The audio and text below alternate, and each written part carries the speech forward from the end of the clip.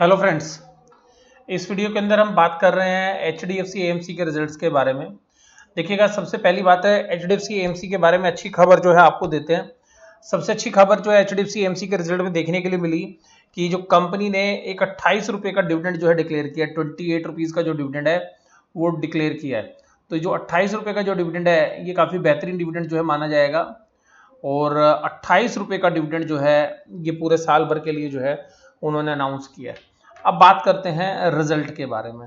तो सिंपल सी बात है, ये फाइनल डिविडेंड है और इस माहौल में जहां पर कि बैंक्स ने कोई भी डिविडेंड नहीं दिया आरबीआई की गाइडलाइंस की वजह से, तो ये एचडीएफसी एएमसी जो कि एक एनबीएफसी बिजनेस है, उस बिजनेस के अंदर ये जो डिविडेंड है काफी अच्छा जो है हमें देखने के लिए लग रहा है और बहुत प्यारा डिविडेंड आप इसको बोल सकते हैं। हालांकि डिविडेंड यील्ड आपको करीबन 1% के आसपास ही जो लगेगी, 1% से थोड़ा सा ऊपर, लेकिन फिर भी जो है इस माहौल के अंदर जो डिविडेंड है इस तरीके के बहुत बेहतरीन जो है माने जाएंगे।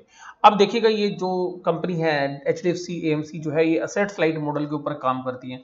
अब इनके सामने कुछ चैलेंजेस जो हैं वो इस क्वार्टर के अंदर जनरली देखने के लिए मिल रहे हैं, जब से कोविड-19 की प्रॉब्लम आई और उसके बाद जो फ्रैंकलिन टेम्परल ने जिस तरीके से जो है एक तरीके से डिफॉल्ट कर दिया म्यूचुअल फंड स्कीम्स के अंदर। और दूसरी प्रॉब्लम जो आ रही है वो ये आ रही है कि जो म्यूचुअल फंड्स की जो मोस्टली स्कीम्स थी, उन मोस्टली स्कीम्स के अंदर क्या हो रहा है कि जो ग्रोथ है या जो अर्निंग ग्रोथ है वो नेगेटिव टेरिटरी में चली गई है। तो अगर मोस्टली जो जो इक्विटी लिंक्ड जो स्कीम्स हैं उनके अंदर 3 साल की और 5 साल की जो रिटर्न्स हैं, वो बहुत सारी स्कीम्स के अंदर, अगर आप मेजोरिटी स्कीम्स के अंदर बात बोलेंगे तो नेगेटिव साइड पे जो आ रही हैं, या जो रिटर्न्स भी हैं वो बैंक एफडी की रिटर्न से भी कम जो है यहाँ पर दिख रही हैं। और ये जो सीवियर पेन के कोविड-19 की वजह से आया, इसकी वजह से जो है मामला ज़्यादा गहरा रहा है। लेकिन ये जो रिजल्ट्स हैं ये उस प्रॉब्लम से पहले के हैं। तो आप बात करते हैं पिछले साल से बात भी कर रहा हूँ मैं। हालांकि क्वार्टर ऑन क्वार्टर जो है बात करनी चाहिए बजाय के जो है आपका जो ईयर ऑन ईयर की बजाय। तो अगर ईयर ऑन ईयर की बात करें हम, तो देखिएगा बिजनेस जो है म्यूटेड लग रहा था। लेकिन अगर आप पिछले क्वार्टर से बात करोगे तो डी ग्रोथ जो है देखने के लिए मिल रही है, और डी ग्रोथ भी ऐसी है कि जो करीबन करीबन 10% के आसपास की है। तो डी ग्रोथ जो है बिजनेस के अंदर, फिर अदर इनकम का जो पोर्शन है वो भी अब माइनस में। इसका मतलब है कि जो इनकी इन्वेस्टमेंट वगैरह होंगी पर्सनल, उनमें इनको जो है लॉस हुआ होगा। तो इन्होंने जो अपनी इन्वेस्टमेंट बेची है उसका जो लॉस है वो भी यहाँ पर आपको साफ साफ जो है नजर आ रहा है। तो सिंपल सी बात है, तो जो टोटल इनकम है 449 है, जो पिछले साल 547 थी और पिछले क्वार्टर में 591 थी। तो पिछले साल का जो कोरस्पॉन्डिंग क्वार्टर है उससे भी टोटल इनकम घटती हुई नजर आई है। तो ये जो है कॉज ऑफ कंसर्न है पहला, कि क्योंकि अगर टॉप लाइन ही घटती हुई नजर आए, यानी कि जो इनकम है जहां सर आप मेन सोर्स ऑफ इनकम अगर वो घटता नजर आए। दूसरी बात देखिएगा, यहाँ पे जो फाइनेंस कॉस्ट पिछली बार थी नहीं, अब ये कुछ पैसा उधार लेके भी जो अपने लिए भी जो इन्वेस्टमेंट खरीदते हैं, जो आप लोगों को मैंने पिछली वीडियोस में भी बताई थी, तो ये लोग जो है अब म्यूचुअल फंड स्कीम वाले कंपनी भी जो है कुछ इन्वेस्टमेंट अपने पैसों से खरीदती है, जिसके लिए वो पैसा उधार भी लेते हैं। तो उसकी जो कॉस्ट है ये है 2.21। इसी तरीके से फीस एंड कमीशन जो है 1.5 है। इसी तरीके से जो स्कीम्स के अंदर जो इंटरेस्ट पे करते हैं ये वो अमाउंट भी जो है यहीं पर शो करते हैं। इसके अलावा इम्पेयरमेंट ऑफ फाइनेंशियल असेट्स, यानी कि जो असेट्स हैं उसमें किसी की घटियापन हो जाए, कोई कंपनी डूब जाए या वहाँ पे इनके पैसे डूब जाए, तो उसको आप इम्पेयरमेंट बोलते हैं। तो इम्पेयरमेंट लॉस जो है इस क्वार्टर में नहीं है। एम्प्लॉय बेनिफिट जो एक्सपेंसेस हैं, एम्प्लॉय की कॉस्ट जो है पिछले दोनों क्वार्टर के मुकाबले में जो है घटती हुई नजर आई है। डेप्रीशिएशन का फिगर जो है बढ़ता हुआ नजर आया है। तो कुछ जनरली कुछ जो है नई असेट्स जो है इन्होंने इंप्लीमेंट की होंगी, तो उसकी वजह से जो डेप्रीशिएशन है वो बढ़ता हुआ है। और अदर एक्सपेंसेस पिछले क्वार्टर के मुकाबले में और पिछले साल के मुकाबले में भी काफ़ी बढ़ता हुआ है। ये जो अदर एक्सपेंसेस वाला जो कंपोनेंट है ये थोड़ा सा चिंता वाला विषय है, क्योंकि कंपनी जो है यहाँ पर, क्योंकि कैश रिच बिजनेस है इनका और असेट्स लाइट मॉडल पे काम करते हैं, तो यहाँ पे 1-1 करोड़ रुपए भी बहुत भारी जो है पड़ते हैं। तो यहाँ पर जो करीबन करीबन 13 करोड़ रुपए पिछले क्वार्टर के मुकाबले में और पिछले साल के मुकाबले में करीबन 17 करोड़ रुपए जो है ज़्यादा खर्चा अदर एक्सपेंसेस में। तो ये कॉज ऑफ कंसर्न है। तो देखना पड़ेगा कि अदर एक्सपेंसेस किन हेड्स के अंदर ज़्यादा इन्होंने किया, किस वजह से जो एक्स्ट्रा खर्चा हो। तो ये एक सोचने वाली बात है, यानी कि यहाँ पे एक सेंसिटिव एनालिसिस जो है हमारा बनता है कि ये क्यों खर्चा हुआ है। तो हालांकि खर्चा हुआ है लेकिन टोटल एक्सपेंसेस पिछले साल से कम है और पिछले क्वार्टर से भी कम है। तो दोनों से कम है, लेकिन ओवरऑल अगर आप इनकम देखेंगे तो बहुत ज़्यादा कम है। तो 10% के प्रॉफिट एक्सपेंसेस टोटलिटी में पिछले साल से कम है और करीबन 3% जो है पिछले क्वार्टर से कम है। तो जो प्रॉफिट बिफोर टैक्स है, अगर हम इसकी बात करें 329 की, तो पिछले क्वार्टर के मुकाबले में जो है करीबन करीबन जो है 20% से भी ज़्यादा, करीबन 30% से के आसपास की जो है गिरावट है। और 15 से 18% की जो गिरावट है पिछले ईयर ऑन ईयर बेसिस पे। तो यहाँ पर जो है पूरा निराश कर दिया, यहीं पर जो है निराशा जो है नज़र आ गई रिजल्ट के अंदर। और उसके बाद जो टैक्स के खर्चे थे वो एज यूजुअल, हालांकि डेफर टैक्स का इनको एक बेनिफिट आया है। डेफर टैक्स का बेनिफिट लेने के बाद भी जो प्रॉफिट्स हैं, नेट प्रॉफिट जो टोटल टैक्स एक्सपेंसेस है वो भी कम होता हुआ नजर आया है डेफर टैक्स। लेकिन प्रॉफिट आफ्टर टैक्स जो है सब्सटेंशियली डिक्रीज किया है, किसकी मुकाबले में, क्वार्टर ऑन क्वार्टर और ईयर पे भी घटा है। तो रिजल्ट जो है बहुत ही निराशावादी जो है लग रहे हैं अभी इस रिजल्ट को देखते हुए। लेकिन हमें चिंता इस रिजल्ट की नहीं है।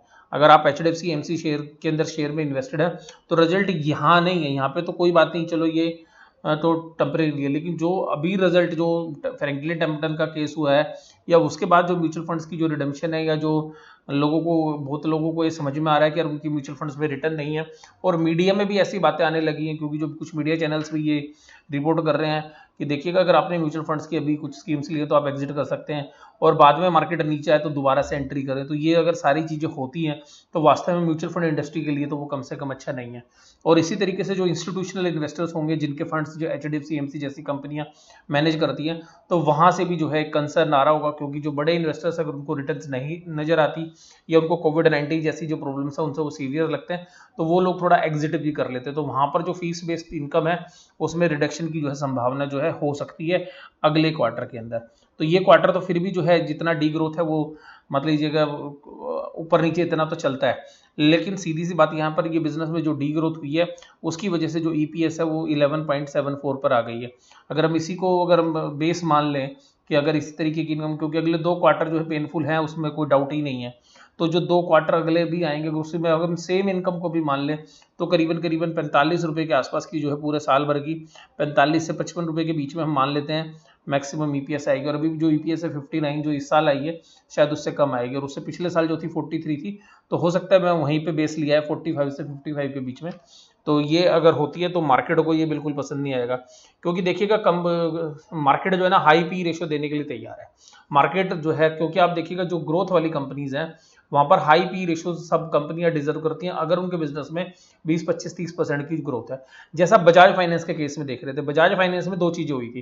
क्या हुआ था, एक तो बिजनेस में ग्रोथ खत्म हो गई, और दूसरा डिफॉल्ट रिस्क हो गया।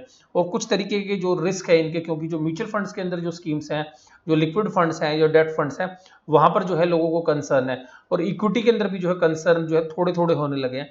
तो जिसकी वजह से मुझे ये कंपनी बहुत बेहतरीन कंपनी लगती थी, और अभी भी लगती है, ऐसा नहीं है। लेकिन ये जो असेट्स लाइट मॉडल है उसके अंदर ये जो कंपनी थी उसके जो रिजल्ट्स हैं वो अच्छे देखने में नहीं लगे, और इस रिजल्ट की वजह से जो है मुझे ऐसा लगता है कि थोड़ी सी करेक्शन जो है शेयर प्राइस में बननी है, वो शायद कल आपको मार्केट में भी रिएक्ट करेगी। लेकिन जो 28 रुपये का डिविडेंड है वो काफ़ी पॉजिटिव है, तो वो इसको जो है रोक सकता है। और अगर इसी तरीके से अगर हम बात करें तो ये जो कंपनी के जो रिजल्ट्स हैं, तो इस रिजल्ट्स के अंदर जो है मुझे केवल एक ही बात समझ में आई कि बिजनेस के अंदर डी ग्रोथ नजर आ रही है, यानी कि बिजनेस के अंदर टॉप लाइन के अंदर अगर कमी नजर आ जाए, यानी कि जो ऊपर जो सेल है, क्योंकि सभी प्रॉफिट की जननी यानी कि उनको जन्म देने वाली यानी कि उनकी माँ जो है वो रेवेन्यू है, और रेवेन्यू के अंदर डेंट पड़ा है इस बार, और रेवेन्यू में डेंट भी सब्सटेंशियल पड़ा है परसेंटेज टर्म्स के अंदर जो है पिछले क्वार्टर से। तो जो है आप समझिएगा कि बहुत बड़ा डेंट इसको मान सकते हैं, करीबन 20% के आसपास का जो डेंट होता है तो वो काफ़ी बड़ा होता है। तो यहाँ पर हालांकि यहाँ पे 10% का इम्पैक्ट जो है आया है पिछले क्वार्टर से, लेकिन जो टोटल इनकम्स है उसके ऊपर जो डेंट है वो 20% से ज़्यादा का है।